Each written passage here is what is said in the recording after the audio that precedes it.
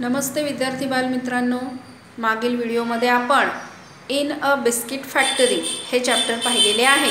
त्यात मी तुम्हाला बिस्किटे तयार करण्याची संपूर्ण प्रोसेस म्हणजे संपूर्ण प्रक्रिया समजावून सांगितलेली आहे आणि त्यात दिलेली सर्व वाक्य व्यवस्थित सिक्वेन्स प्रमाणे वहीत लिहून सुद्धा काढायला सांगितलेली आहेत। आता त्यावर आधारित एक्सरसाइज म्हणजे प्रश्नोत्तर आपण आजच्या या व्हिडिओमध्ये पाहणार आहोत। त्यासाठी मी फळ्यावर बघा प्रश्न लिहिलेला आहे। आता तो प्रश्न काय आहे ते आपण पाहूया।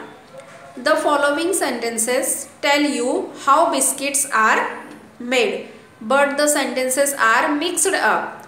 Arrange them in order and write the correct numbers in the boxes. म्हणजे काय सांगितलेलं आहे तर खाली ही जी वाक्य तुम्हाला दिलेली आहेत ही सर्व वाक्य कशाची आहेत तर बिस्किटे कशी तयार होतात त्याबद्दलची ही सर्व वाक्य तुम्हाला दिलेली आहेत। पण ही सर्व वाक्य सरमिसळ म्हणजे मिक्स झालेली आहेत, त्यांचा सिक्वेन्स योग्य नाही आहे। म्हणून तुम्हाला या प्रश्नात त्यांनी काय सांगितलेले आहे की प्रत्येक वाक्य व्यवस्थित वाचून घ्या आणि त्यानंतर त्यांना योग्य क्रमांक देऊन दिलेल्या चौकटीमध्ये त्यांचा योग्य क्रमांक तुम्ही लिहायचा आहे। तर आता बघा, बिस्किटे तयार करण्याची संपूर्ण प्रोसेस जी होती ती मागील व्हिडिओमध्ये मी तुम्हाला सिक्वेन्स प्रमाणे एकूण 12 वाक्य आपण लिहिलेली होती। म्हणजे बिस्किटे तयार करण्यासाठी सगळ्यात आधी आपण काय करणार, त्यानंतर कोणती क्रिया करणार, ही सर्व वाक्य मागील व्हिडिओ व्यवस्थित पाहून विद्यार्थ्यांनी सर्वप्रथम समजून घ्यायची आहेत आणि त्या आधारे हा प्रश्न तुम्ही स्वतः सोडवायचा आहे। तर आता मी पुन्हा एकदा ही सर्व वाक्य तुम्हाला वाचून दाखवते आणि त्यांचा अर्थ समजावून सांगते। तर आता बघा, पहिलं वाक्य काय दिलेलं आहे, mix the things and make a डो। म्हणजे सर्व वस्तू एकत्र करा आणि त्याचा एक डो तयार करा। डो म्हणजे काय तर एक पिठाचा गोळा तयार करा। Get the ingredients things that are needed for making biscuits. त्यानंतर दुसरं वाक्य सांगितलं आहे की बिस्किटे तयार करण्यासाठी लागणारे इंग्रेडियंट्स म्हणजे काय तर पोषक घटक एकत्र गोळा करून घ्या। त्यानंतर बेक द डो शेप्स इन ॲन ओव्हन। म्हणजे पुढे काय सांगितलेलं आहे की गोळ्याचे जे कापलेले आकार आहेत ते भट्टीतून भाजून घ्या। त्यानंतर पुढे चौथं वाक्य आहे नीड द डो।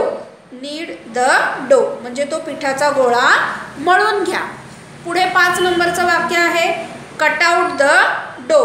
कट आउट द डो म्हणजे तो गोळा जो आहे तो बिस्किटांच्या आकारात कापा। 6वं वाक्य आहे रोल आउट द डो। रोल आउट द डो म्हणजे तो तयार केलेला गोळा यंत्रात दाबून सपाट करून घ्या। त्यानंतर 7 नंबरचं वाक्य आहे see the dough biscuits are done baked properly. म्हणजे पहा की तो जो डो आहे तो व्यवस्थित बेक्ड म्हणजे भाजलेला आहे की नाही किंवा तयार बिस्किटं झालेली आहेत की नाहीत हे व्यवस्थित पहा। आणि शेवटचं वाक्य आहे Peck the biscuits in packets. त्यानंतर तयार झालेली बिस्किटं पाकिटांमध्ये काय करा व्यवस्थित पॅक करा। मग अशा पद्धतीने ही जी 8 वाक्य मी तुम्हाला सांगितलेली आहेत त्यांचा अर्थ सुद्धा समजावून सांगितलेला आहे। तर आता याला व्यवस्थित सिक्वेन्स प्रमाणे योग्य क्रमांक तुम्ही स्वतः द्यायचा आहे। त्यानंतर नेक्स्ट क्वेश्चन आहे write the names of different types of biscuits you get in the shop. म्हणजे तुम्ही दुकानात जी वेगवेगळ्या प्रकारची बिस्किटे तुम्ही पाहिलेली आहेत त्या बिस्किटांची नावे तुम्ही काय करायचं आहे फळ्यावर वहीमध्ये व्यवस्थित लिहून काढायची आहेत। आले का सगळ्यांच्या लक्षात? तर अशा पद्धतीने तुम्ही काय करायचं आहे हे दोन्ही प्रश्न व्यवस्थित वहीत लिहून काढायचे आहेत। सगळ्यात आधी हा 1st नंबरचा क्वेश्चन जो दिलेला आहे सर्व वाक्य तुम्ही स्वतः पुन्हा व्यवस्थित पाहायची आहेत, त्यांचा अर्थ समजून घ्यायचा आहे। त्यासाठी मागील व्हिडिओ तुम्हाला व्यवस्थित पाहून त्यातून तुमच्या लक्षात येईल की तुम्हाला या वाक्यांना योग्य सिक्वेन्स कसा द्यायचा आहे। त्यानंतर दुसरा प्रश्न जो मी तुम्हाला सांगितला, बाजारात आपण भरपूर बिस्किटं पाहतो हो की नाही, तुम्ही सुद्धा भरपूर वेगवेगळ्या प्रकारची बिस्किटं खात असशील। मग त्या बिस्किटांची तुम्हाला तिथे काय लिहायची आहेत नावे लिहायची आहेत। अशा पद्धतीने इन अ बिस्किट फॅक्टरी यावरील आपली एक्सरसाइज कंप्लीट झालेली आहे। संपूर्ण अभ्यास सुंदर आणि सुवाच्य अक्षरात विद्यार्थ्यांनी वहीत लिहून काढायचा आहे। नमस्ते।